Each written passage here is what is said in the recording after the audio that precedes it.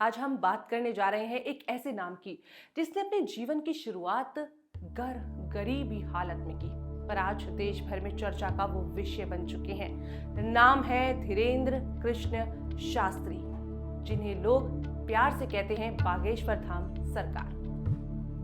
अब सवाल उठता है, आखिर वो कौन है, वो कहां से आए, क्या है उनकी कहानी और क्यों उनकी उपस्थिति आज सिर्फ एक धार्मिक नेता के रूप में नहीं बल्कि सामाजिक राजनीतिक आंदोलन की दिशा में देखी जा रही है। ये जानने के लिए आपको वीडियो लास्ट तक देखना होगा और बागेश्वर बाबा के लिए आपको ये वीडियो पूरी भी देखनी होगी, क्योंकि ये सिर्फ एक कहानी नहीं है, ये एक नए जागरण की नई शुरुआत है।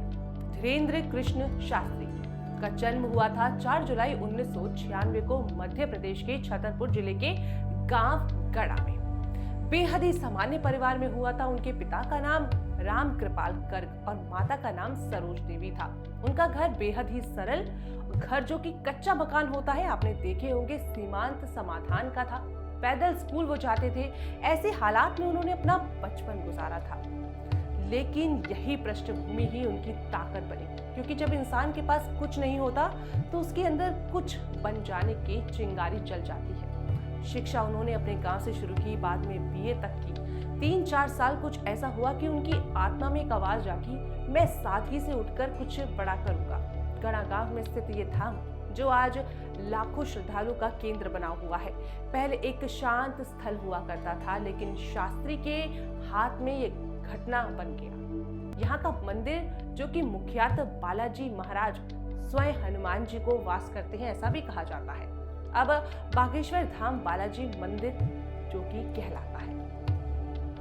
शास्त्री जी को पीठाधीश्वर बनाया गया है।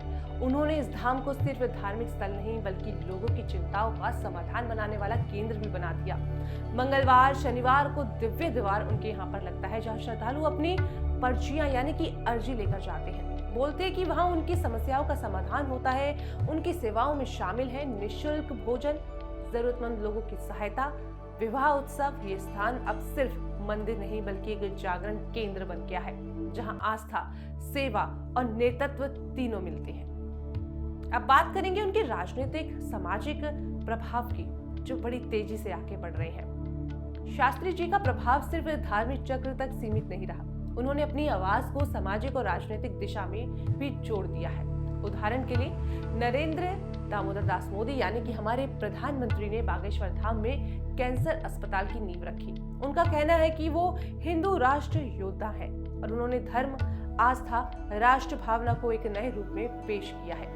लेकिन साथ ही विवाद भी सामने आए हैं। कुछ आलोचक उन्हें मानसिक प्रभाव या तमाशा बनाने वाला भी कहते हैं। क्या ये सिर्फ आस्था है या इसके पीछे रणनीति? सवाल उठते हैं और यही उसकी ताकत भी है, क्योंकि जितना बड़ा प्रभाव उतनी ही बड़ी उनकी चर्चा आज पूरे समाज, देश, दुनिया में गूंज रही है।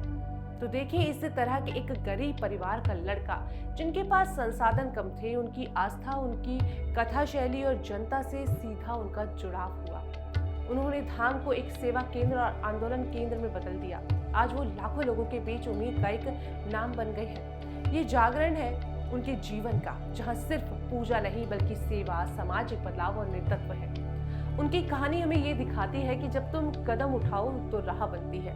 तो दोस्तों, आज हम देख चुके हैं कि धीरेंद्र शास्त्री जी की कथा, उनकी चुनौती, उनके योगदान, उनका असर, क्या वे सिर्फ बाबा हैं या फिर एक नए सामाजिक आध्यात्मिक आंदोलन है, यही तय करना हमें अब है। अगर आपको ये वीडियो अच्छा लगा हो तो लाइक करो, चैनल को सब्सक्राइब करो और चैनल आर्यनादि पे कमेंट करके बागेश्वर धाम की जय लिख दो।